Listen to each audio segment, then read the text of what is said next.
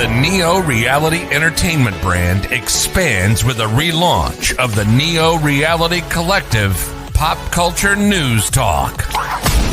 Your host, Eric Brown, gives his insights and thoughts in the ever-expanding news world of comic books, professional wrestling, gaming, TV, and movies. Be sure to donate to the brand and keep up to date with additional content on YouTube channels such as Neo Reality Entertainment, NRE The Wrestleverse, and NRE Pop Culture Omniversa.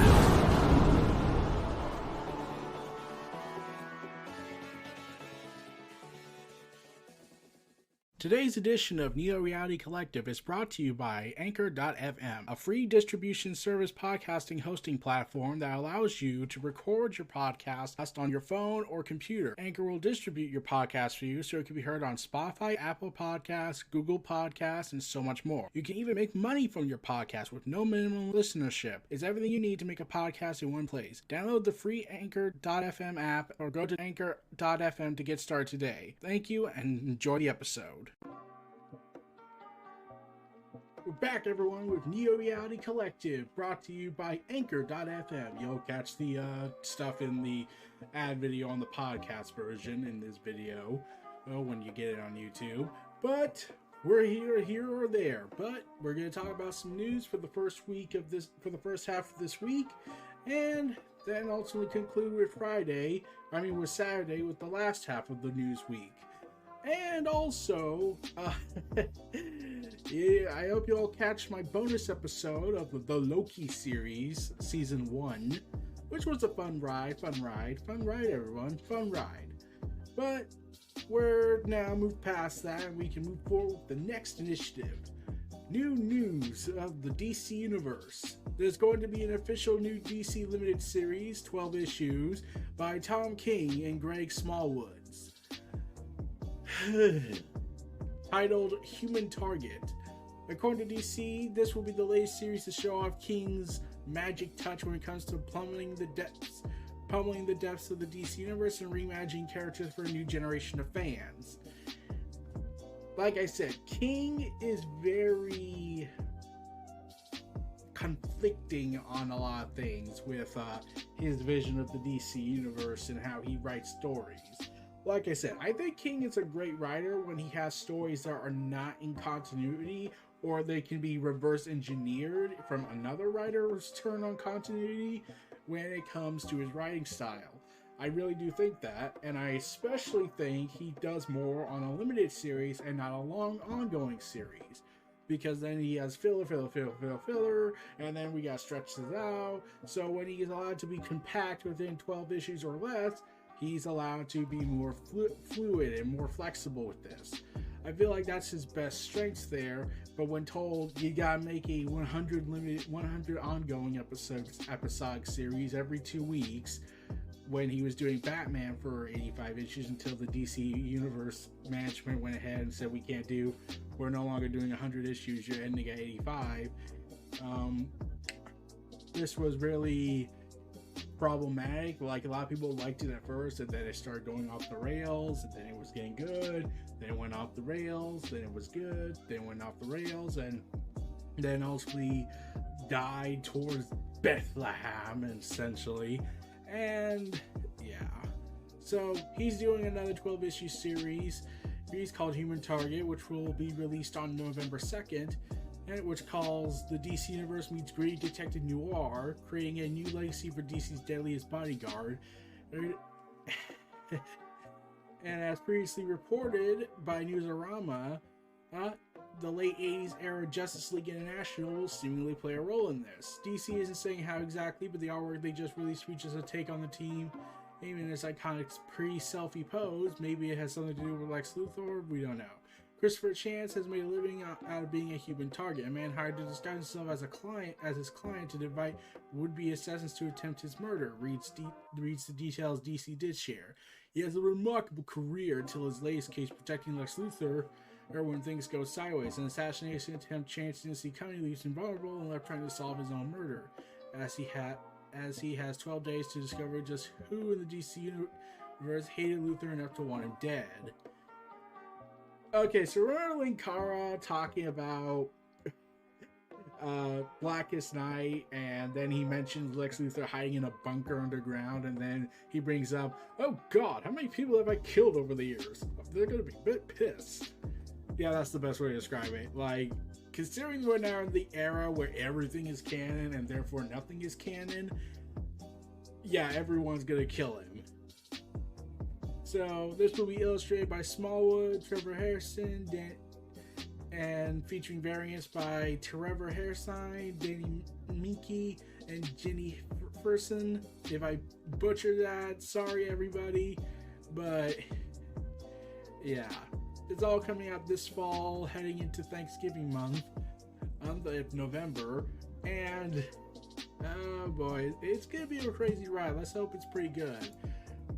So we're not done with DC Comics or DC lore stuff yet. We're getting more from the DC cinematic side of the universe, which will probably be rebooted and then ultimately turned into a kibosh of rebirth style storytelling. So they have announced that Peacemaker, the Suicide Squad spin-off series, has confirmed the directors. Collider, with gun handling writing duties on all 8 episodes and directing 5, Collider has confirmed that exclusively that Brad Anderson of Session 9 and Rosemary Rodriguez of The Walking Dead will join the previously revealed Jodie Heal on the remaining 3 episodes. And Steve Agree, who did Super, GOTG Volume 2, and Brightburn, rejoins Gunn and John Cena. And his name is John Cena, who will play the, well, Peacemaker in his attempt to create peace no matter how many people he has to kill to get it. That's it, including women and children. So that's going to be fun. And in addition to that,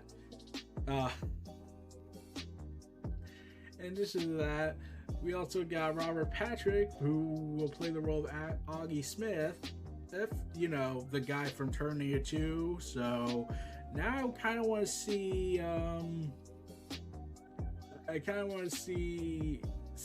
Robert Patrick's Terminator 2 character take on Peacemaker. Badass versus badass.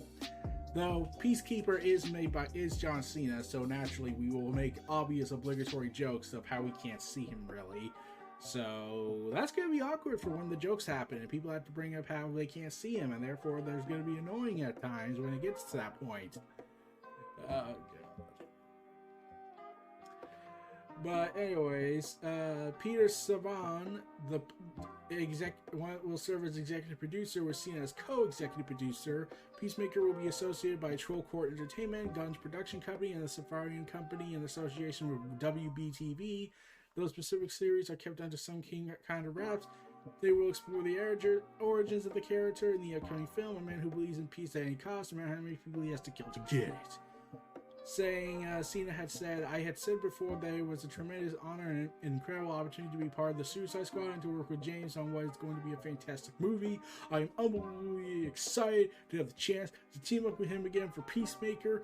We can't wait for fans to see this. Well, obviously, since here's the best way we could do this origin. We could connect it with the WWE universe, the Wyatt-verse, and we can have that John Cena was the great hero, and then he went crazy when the Fiend went ahead and trapped him in the multi-dimensional dimension of torture and psychological horror, to the point that he lost his mind and will do anything to achieve peace, America style. And we get Peacemaker. That would probably be a lot cooler though. Long multiversal crossover storytelling, damn it. Yeah. So, Hideo Kojima, you know, the crazy director guy with the endless amount of cutscenes. Yeah, Hideo Kojima came out and said, he doesn't like calling Death Stranding Director's Cut a Director's Cut, and I kind of agree. We should call the Developer's Cut. But anyways, he had a different reason. He said this in a Twitter post. A director's cut in a movie is an additional edit to a shortened version that was either released reluctantly because the director didn't have the right to edit it, or because the running time had to be shortened. So he also says, in the game, it is not what was cut, but what was additionally produced that was included. Directors plus us. So, in my opinion, I don't call it a director's cut. So he's calling it a Director's Plus. So wouldn't that mean to just call it Death Stranding Plus? Like I said, the only game I feel that would be worthy of the title cut would be KOTOR 2: The Sith Lords. Let's be real, that's the game I feel strongly is the one that needs to have a director's cut, a developer's cut. Let's do it. Do it. Contact Lucasfilms and contact Microsoft. Get Obsidian on this. And if they make it Xbox exclusive, I mean, like, I'm pretty sure PlayStation players would be pissed, but they never got to experience. For PlayStation exclusive players, never got to experience Knights of the Old Republic unless you buy it on PC or you buy it on Xbox, because the PlayStation apparently wasn't powerful enough at the time. Much like how Morrowind wasn't either. But anyways, yeah, I do feel like I can make a whole episode talking about the cut content from KOTOR 2 and just go all out with it and just explain my interpretive thoughts on the whole list they made. Oh god, it's so wild, insane. But yeah, Kojima said, no, I don't want to call it a director's cut, it's a director's plus. Even though I call it a developer's, I would call it the Death Stranding Plus edition, because that would kind of make more sense to just call it Death Stranding Plus. But yeah, so cut content, whatever, or plus with additional content. Oh yeah, we'll have to see down that road. But let's move on from that. There's now a new Halo encyclopedia is coming out in spring 2022. A 500-page one, but it's scheduled to come out next year in the spring, like I mentioned, to avoid the infinite spoilers for Halo Infinite. The franchise and narrative writer Jeff Grind, Brother One Easterling, posted the news on the game's website that the new encyclopedia is slated to arrive March 29, 2022, and comes in around 25% larger than the previous one. Pre-order details are said to be coming very soon, and they are trying to go ahead and, saying how the Halo universe will expand and whatnot. And they wanted to compile the massive amount of lore into something every fan can enjoy. Do you mean when it goes outdated by the next DLC release? I went there, and I'm a Halo fan. But let's be real, it will be like when you make encyclopedia books like Halo, like video games or Star Wars, I feel like that immediately obsolete upon release, because by that time you already got the latest issue of comics, of books or games that's not in the complete book. So yeah, they might as well just go and commit to making a living organism like Wikipedia, but under the control of the company that produces the stories and lore, and not have the risk of having people come in and troll edit things, like I've seen some people do. Yeah. So yeah, they're going to avoid spoiling Halo Infinite story. So good luck with that. Don't worry, I'm pretty sure YouTubers will spoil it for us. Oh man. The Lodge Judgment, the sequel to 2018's Judgment game,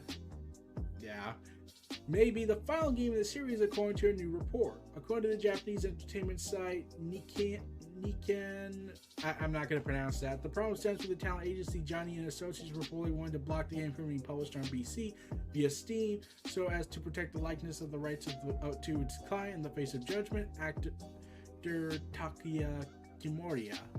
I'm just making this up as I go. Curiously, Lost Judgment was listed for Windows 10 and Steam when it was first announced, in addition to PS and Xbox. While those listings were removed, Twitter's Wario64 noted the website code still contained the Steam logo. Oh, and when asked about the report, a Sega representative said the company did not have a comment. Will consider to monitor the story if and when it makes a different statement. They said for Sega, losing him would be a huge blow, as the actor has star power in Japan. Johnny and Associates functions as a powerful boy band agency in the cutthroat world of Japanese entertainment and has a notorious anti-internet attitude. So the government of the United States. Got it. Music Times via Kotaku noted that the company took 2 years to create a YouTube channel for its talent, which finally went live in 2018. Sega stands to lose more by ignoring the PC market, however, for its upcoming legal suspense drama. The company has focused its efforts to not only releasing games developed in Japan into Western markets more quickly, but also onto PC via Steam, and that's been of great success. Persona 4, for example, Persona 4 Golden did especially well, selling over 1 million copies globally after it was released on June 13th, as an example. For now, Lost Judgment and its game is scheduled to release worldwide September 24th, 2021 for Xbox, PlayStation, consoles. So, I never played Judgment. I'm gonna be real. I never played Judgment. I never played it. I just never even heard of this before, honestly. But Lost Judgment, I mean, like, I haven't read reviews of it, but it would be kind of a tragedy to end the series due to internal politics if they had more ideas planned for the series. But it kind of sucks when a series may be forced to end due to those internal politics. But yeah. Sucks, right? And why is Japan, like, I know America Hollywood entertainment is very cutthroat, and Japan, and so yeah, I'm like, I've complained for years about Disney's handling of Star Wars, and then they finally found their stride after they finished the sequel trilogy. Oh god, there's so much wrong with saying that, isn't there? So WandaVision's Agatha Harkins, the secret villain of the story, is going to, Kevin Feige has said her return can't come soon enough, saying that Feige said in a discussion with Rotten Tomatoes, you will see the actress in Knives Out 2 next, then maybe an assortment of other things, but within the MCU, it can't come soon enough. Let's put it that way. Yeah, they took the leadership of Marvel Studios were fans of the actress beforehand and took it to a general meeting with her. And the Marvel Studio co-president actually sat down and had a general meeting with her saying it went very quickly from that. She's great. What can she do for us someday? Anyway, who's going to play Agatha? We really have to cast this part. Wait a second. It was honestly almost exactly like that. So let's see if I get this straight. You looked at her, said, we like you. Okay, everyone. Who are we gonna get that? Who are we gonna get this person to play? Who are we gonna get this character? Who are we gonna get the actor to play this character? That's a secret woman who's an evil ancient entity. I'm like, we got this audition. Wait a second. We already have an actress who's perfect for the role. Get her. That's basically what they just said. So Kevin Feige went on continuing saying one of the great things of building the MCU is seeing audiences respond to characters that they were not expecting or they were not asking for. I wouldn't say there was a huge contingency of people banging down the door for Agatha Harkins to appear in the MCU, but she's a great character portrayed by a great actress. And by the first few episodes, people are asking, where is she going to show up again? What else is she going to do? Also discussing the fans' reaction and to the debut performance of the character Yelena Belova from Black Widow that recently came out, expressing his own excitement about the character's future. The first question that often comes to mind when people seeing Black Widow for the first time is, when will she show up again in the MCU? And my answer to that is always, not soon enough, because she's amazing. Scarlett Johansson chose to make that film an ensemble to surround herself with new characters portrayed by new actors entering the MCU and allowing them all to shine, knowing that lifting them up lifts up the whole movie, which is what a smart producer does, which Scarlett is. So I haven't seen Black Widow. I'll probably see it when it's free on Disney Plus. I'm not going to get the premiere access, and COVID's still a bit of a for theater people for here, but we'll have to see where that goes. But I'm gonna have to reserve judgment on that opinion on that. But I kept hearing some things about a twist villain they did, and they didn't like it regarding Taskmaster. I don't know what. That's the only thing I've heard. So, The Quiet Place Part 2 is now available to stream for all Paramount Plus subscribers if anyone's interested in it, after having an initial theatrical-only run, which made their debut in May 28th, has already earned $279 million in the global box office, is now available for no extra charge for subscribers of Paramount Plus. So get ready for that, everybody. But we're gonna have to see where this goes from here. I haven't watched it. I'm not really into the Quiet Place stuff, so yeah. Also, because DC Comics wants to take as much time as possible and make a sequel to a comic that really I think I only saw like one review of, where it was Batman and Superman versus werewolves and vampires. They were like, no, let's get the whole Justice League and Suicide Squad to fight the vampires and the undead. I'm like, you could just go ahead and call Tom Taylor up and say, hey, do you want to come back and make another Deceased movie? Yeah. Deceased comic? Yes. Because there was stuff left open-ended on that. So yeah, there's going to be a series called Task Force Z, which focuses on zombies. Which, after being teased for backup stories beginning in August, is Detective Comics 1041. Task Force Z will branching out of those backups for an ongoing series of its own. And the special, someone's taking deceased criminals from the Infinite Frontier recent A-Day event and resurrecting them for an even more bizarre version of the Suicide Squad Task Force X. Wait, this is an ongoing? I thought this was now continuity. Okay, that's surprising. But, anyways, saying on A-Day, hundreds of Gotham City's most dangerous and deranged criminals were left dead after an attack on Arkham Asylum, and now they're getting a second chance at life. A mysterious benefactor is bringing together a new task force and has recruited the only person who could lead them. Someone who knows what it's like to come back from the brutal death. Red Hood. What?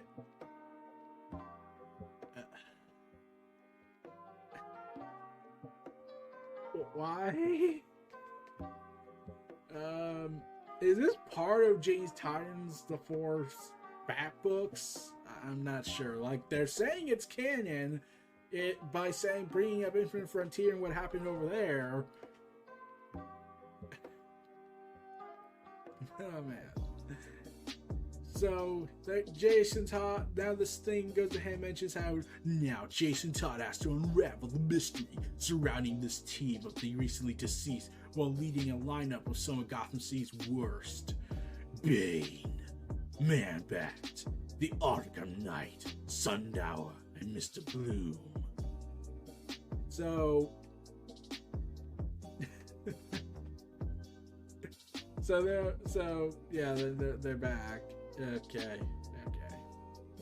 Meanwhile, we're gonna get DC and vampires fighting. From an ongoing to its 12-issue series, DC versus Vampires will see Rosenberg team up with Batman writer James Tynion IV, with artist Otto Schmidt as an secret army of vampires attempt to overrun the Earth under the Justice League's watch. Both books are set to go on sale on October 26th. Yes, in time for Halloween, we shall terrify the world. So, yeah, this book is canon. The Task Force Z initiative, led by Red Hood.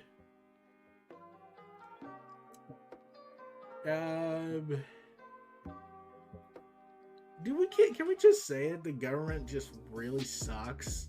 Well, like, it's not as bad as the Marvel Universe's governments because they're willing to team up with Nazis to kill mutants. I'm still pissed about that. But yeah, I'm like, what? We're bringing zombies?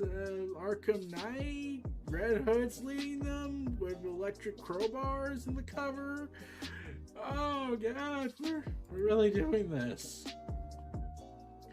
But speaking of Marvel stuff, since the writer is a former Marvel exclusive, we're getting an Eternals one-shot, it seems. A special one-shot in advance of the upcoming Eternals film called Eternals Forever #1 will pit Icarus against his fellow immortals. Set with the synopsis reading, set at a turning point in Eternals history, Eternals Forever will serve as a perfect modern entry point into the world of the Eternals. This one-shot will reintroduce fans and newcomers to heroes such as Icarus and Sprite, along with deviants who will stop at nothing but all-out war. After the deviants capture and brainwash Icarus into assassinating Ajik, it's up to Gilgamesh and Sprite to stop him. Will the Eternals save their fallen friend, or will Icarus remain a sinister agent for the deviants? So, yeah. It's being written by retired Marvel executive editor Ralph Macchio, who has passed with the characters, who had edited the 1985 Eternals series by Peter Gillis and Sal, I can't pronounce the last name, as well as the 2000s New Eternals Apocalypse Now by Carl Ballers, Mike Higgins, and Joe Bennett. But while best known as an editor, he also wrote the Eternals in a backup story in 1980's What If, titled The First Eternal, starring Cronus, Uranus, and Uta, the Watcher. Joined by veteran Marvel and DC artist Ramon Bash, they will comes as the aforementioned Eternal ongoing by Killian Gillian, and Assad Riddick goes on hiatus after July 28th, Eternals number 6. Marvel has no plans for issues in the series in August or September, and its plans beyond that have not been disclosed. The most recent, the Eternal Thanos, was revealed to be behind the murder of the highly regarded Eternal Ajik, as well as others of their immortal race. Man.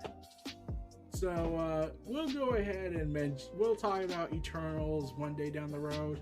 No idea if it's going to be a podcast or Pop Culture Omniversa. Might be an NRC bonus episode, but we'll see.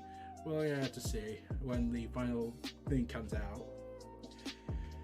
Also, speaking of that, Buddy Murphy has revealed he pitched an idea in WWE to be Paul Heyman's associate. Speaking with Insight with Chris Van Vliet, who originally had the show called The Van Vliet Show, Murphy mentioned in an interview, "I had this really cool story idea that I pitched to Heyman, who loved it. I even mentioned it to the Usos, who also loved it. It was basically to get me, like, not a part of the bloodline, but to be an associate of Paul Heyman. I don't take orders from Roman, but I do his bidding because Heyman asked me. It was like a sub-story on the side of Heyman, and I'd like to be like a Judge Dredd. So I was going for a mixture of the Big Boss Man, Judge Dredd for Heyman. Heyman loved it, and I ended up having a conversation with Triple H about it. While he was at SmackDown having just mentioned to him that I pitched this idea to Heyman. He loved it. We'll see where that goes. I understand it needs to go through the particular ranking, get it approved by Vince and whatnot. But we all know where that went. My God, we had a chance to get Buddy Murphy versus Roman Reigns 2 could have been. Because that was a damn good match. WWE, the place where good ideas and interesting concepts we could try go right out the window.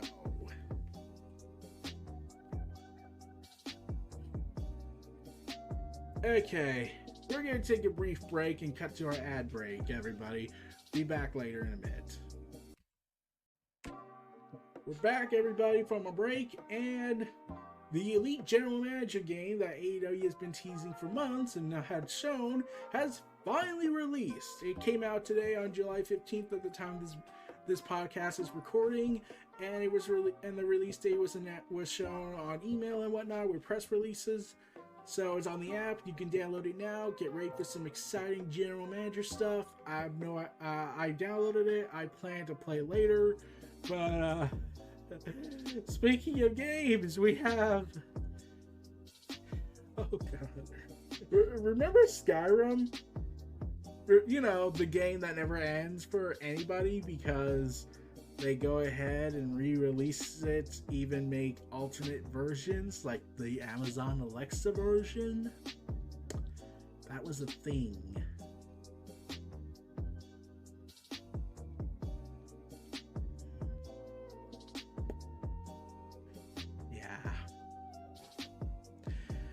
And then you're probably wondering to yourself, when will this end? Well, apparently someone didn't get the message, I think.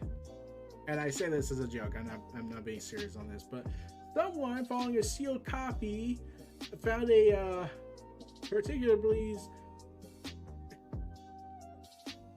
collectors are looking for the next big thing, and one buyer particularly believes Elder Scrolls Skyrim may be it, as they purchased it for a sealed copy for $600.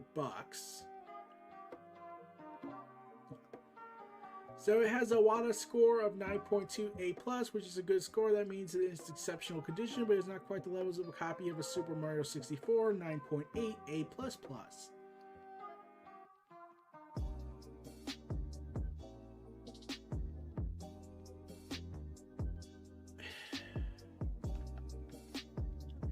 Why? Like, I can at least understand the Super Mario 64 because it's from decades ago, but Skyrim keeps re-releasing and in physical conditions.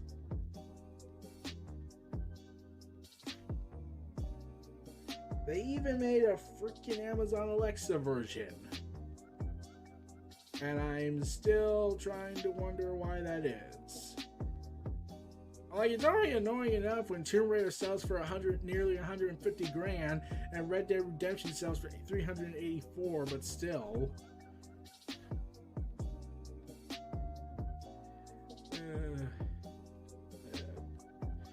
It's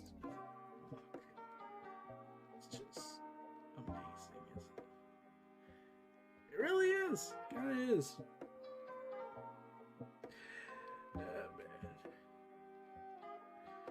So,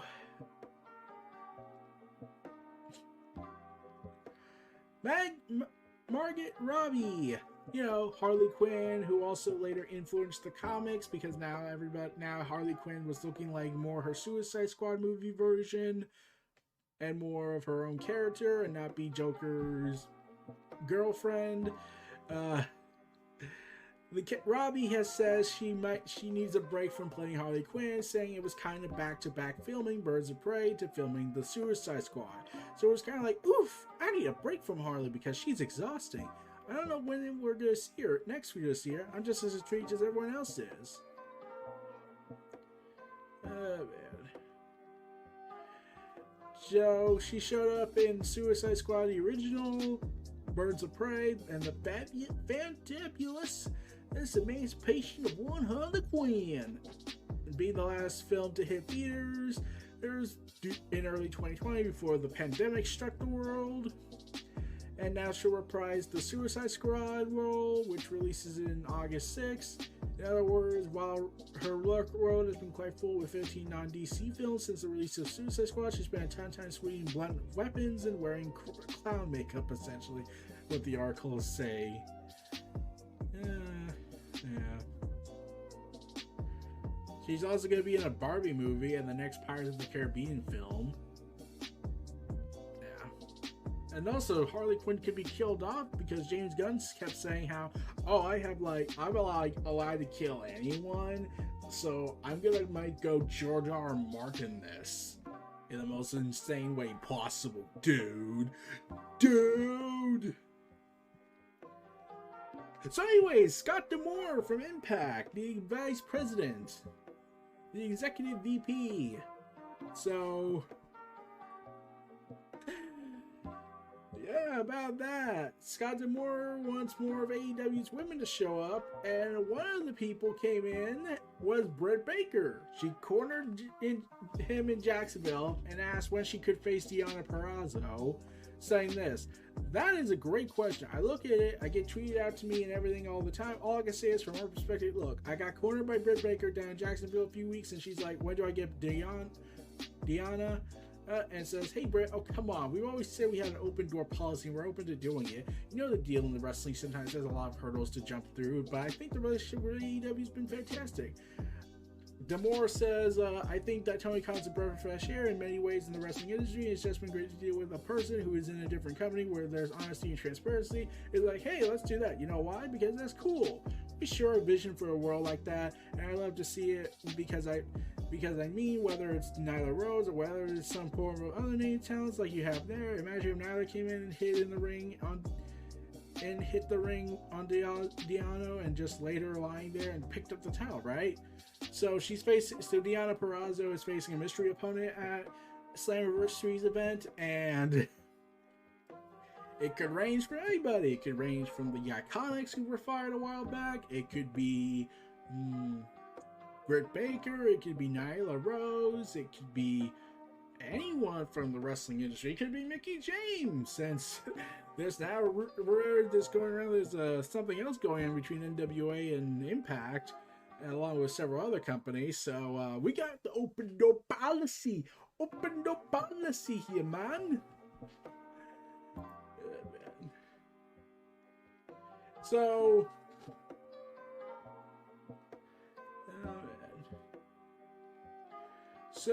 Halo Infinite's developer reveals how the Halo 2 trailer inspired a brand new feature. Yeah, that's the thing. So, according to Infinite's lead multiplayer designer, Andrew Witz, specifically mentions that the bit where Master Chief grabs a BR-55 rifle that's dispensed from the mechanical wall rack before jumping into space, saying in a developer spotlight blog, Witz detailed his background as a game developer and revealed which parts of his design he's most proud of and how 343 industry is trying to improve upon previous games. Saying, if I'm playing multiplayer, I play it for the first time, and I play it for the first time. I never played that map. I don't know where the weapons are spawning. We wanted to make it a better experience for player. We invested in what we call the item spawners. The item spawners are assets like weapon racks and equipment spawners. It's nothing new for Halo in terms of what players expect. We wanted to call out where weapons spawn in the world. We did all these awesome Halo 2 inspired weapon racks, a callback to the announcement trailer where the gun comes out on the wall and Chief grabs it. We put the weapon racks on the walls because we wanted to develop a visual language but around scavenging in the game so that players can make split-second decisions on where to find a weapon. That knowledge is still an important skill during the game, but we wanted to find a way to ease the burden of developing that knowledge by creating assets that pop off the environment next, enough that you can make quick decisions on what item you want to fight for next. Saying he also mentions how he said that the wall-based weapon racks factor into Infinite's free-to-play multiplayer design, allowing for new weapons to be introduced more quickly. We wanted it to be possible to spawn new weapons and install weapons racks all across the maps versus needing to wait for a new map to be in the current playlist rotation to come in, which also dived into how the development took inspiration from various Halo levels, including Delta Halo, where the UNSC drops heavy ordnance pods during your assault on the Covenant. Saying, we want to play big team battles, see those weapons pods incoming, and hear that crunching crash in the ground with a Halo 4 impact, but have the excitement of combat on my Halo 2 mission. So, every era of Halo is being explored here, damn it. So, Infinite's really trying to live up to its name as being infinite. So, are we going to expect an Infinite Crisis Halo event? Nah. Maybe. Nah. But EA has confirmed their game, Battlefield 2042, will feature crossplay, although not all platforms will be able to play with all others. So, yeah. Crossplay was confirmed in a new Battlefield briefing, but EA made it clear that there will be two pools of players rather than one single mixed group. PC, Xbox, Series X and X, and PS5. PC and console players can opt out of crossplay. And there's the Xbox One and PlayStation 4. The reasoning of the play separation comes down between last gen and new gen versions of the game. More modern platforms will see 128 player matches, while last gens will only extend to 64 player games. Well, we also learned that map sizes will be different across last and new gen consoles. EA also confirmed that the game will feature cross progression and cross commerce. Any logs are participating in any version, including last and new gen, will appear in all other versions. In addition to crossplay, does mean that EA is delaying the game's technical playtest, previously set to take place in late July, now confirmed for later this summer, that will allow PC and around new console generation players and PC players to play together. Sign up for an invite-only test by updating the playtesting profile on EA's site. It's worth pointing out that this game is not a game's open beta, which is yet to receive a release date. Coming out on October 22nd, will include campaign or battle royale modes, but will include huge matches, new modes, and new environmental effects. So we'll learn more about this on July 22nd during EA Play Live. Now, I just kind of lost interest in Battlefield, the series, like I lost interest in Call of Duty, because it just wasn't fun anymore for me. I just lost interest in it, and I moved on. I just gave up on it. Like, I wasn't interested in it. I wasn't having fun as I used to, and they were making more and more egregious microtransactions that made things worse, and to the point that they're now selling reticles or dot for weapon customization for money.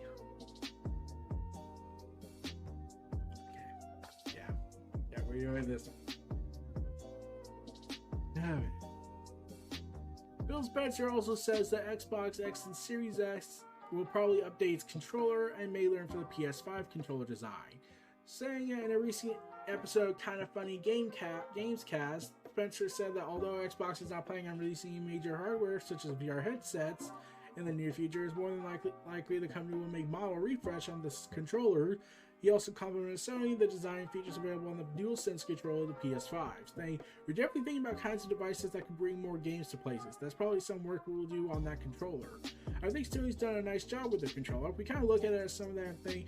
Are these things that we should go do? So, Microsoft toying with the idea of implementing simpler features like haptic feedback found on the controller of DualSense. In January, the tech giant sent out a survey to owners on next-generation consoles asking if they would like to see any DualSense features on an Xbox controller.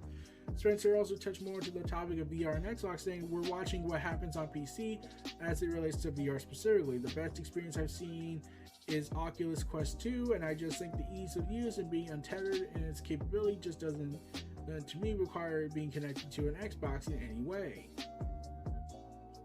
So they haven't explored VR for consoles, and likely will not anytime soon, as the company is exploring other ways to attract players to the Xbox brand, like cloud technology, smart TVs, and streaming sticks, though reaffirms that the Xbox hardware itself will remain a flagship experience, with Spencer hinting that while the Xbox hardware will not get a refresh anytime soon, a roadmap for future models is not out of the realm of possibility. I like that. I think Phil Spencer was the best thing that happened for Xbox's stuff, because remember when everything was falling apart and then they had to change things up, and it was so insane. So glad things turned around for them. And now Sony's the oppressive force of nature. It's kind of sad when you think about it. 10 years ago, Sony was seen as the good guys of gaming, and then now look where they're at. And now we got Microsoft being all like, those Sony guys got something good there. You want to try it on our controller? Yeah! And whatnot. Also, there was going to be another Tiger King project produced by Amazon, and Nicolas Cage was going to play Joe Exotic. Nicolas Cage is no longer playing that role, after the actor revealed that the project may have been stalled or even shelved. Following the craze of last year, several competing adaptations were in the works, one which from Amazon on cast Oscar-winning actor Nicolas Cage. However, speaking of Variety, Cage says that he's no longer attracted to Amazon's version and then he may not even go forward. "We should clear the record. I read 2 excellent scripts, which I did think were excellent, but I think Amazon ultimately felt that it was a material that had to become past tense because it took so long for it to come together. They felt at one point that it was lightning in a bottle, but that point has since faded into the distance. It's no longer relevant."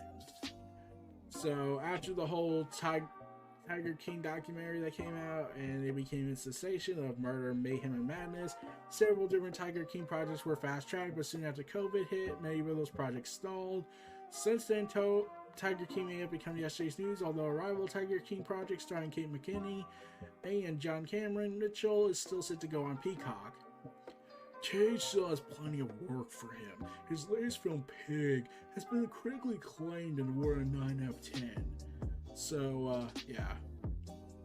He's in a movie called Pig, and is apparently doing really well. Remember when Nicolas Cage was the actor that just did any role when asked? "Hey, do you want to do this role?" "Yes." Like, I think someone, I remember College Humor talking about making a parody video about Nicolas Cage always saying yes to every single thing he does, for every movie he does, like even the movies that he probably should not be in.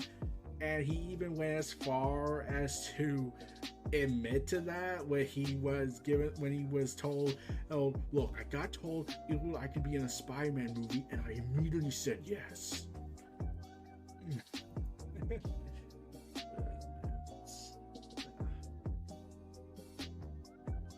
WWE has apparently exciting surprises planned for WWE's return to touring. yeah, I don't care. Like, let's be real. WWE's probably gonna screw it up somehow. Like, there's rumors that Becky Lynch, Brock Lesnar, Goldberg is coming back, but I'm sincerely hoping not on Goldberg or Brock Lesnar. Becky Lynch and Cena I'm alright with. Cena if he'll do the job and put over Roman. And this leads to The Rock versus Roman Reigns. The head of the table battles the People's Champ for the ultimate throne of the Hawaiian family. So yeah, let's do that for WrestleMania next year. Also, Johnny Gargano had reportedly suffered a nasty table spot in NXT during the championship match with Karrion Kross, but he's reportedly fine and is in good spirits. Yay! So, yeah, I did not hear any outrage for that. Like,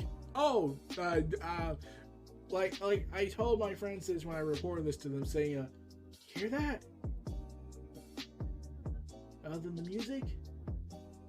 I think it's the sound that no one's really caring or going into an outrage when there's a botch, like they do with any other company. Elite. So yeah, like I said, this is, I get it. I get you. Everyone has safety in mind, but that is gonna happen. But the fact, and I get that people's reasoning is that AEW has a more frequent. At the same time, yeah, I can understand that, but like, considering how much outrage AEW gets, I'm still amazed by that. But like, I'm just glad Johnny Gargano's alright. And the only time I was really freaking concerned for a massive botch was the Matt Hardy scare. The other time was probably when Seth Rollins could have almost been stabbed to death by a cage. And then WWE would have not really had been in the best condition after that. Like, my God, I was like, what the heck happened with Seth Rollins? And he almost got stabbed by the cage's spikes. I mean, that was messed up. Like, wow. But let's finish this off with some good news. John Cena, and his name is John Cena, is set to return for him and is imminent.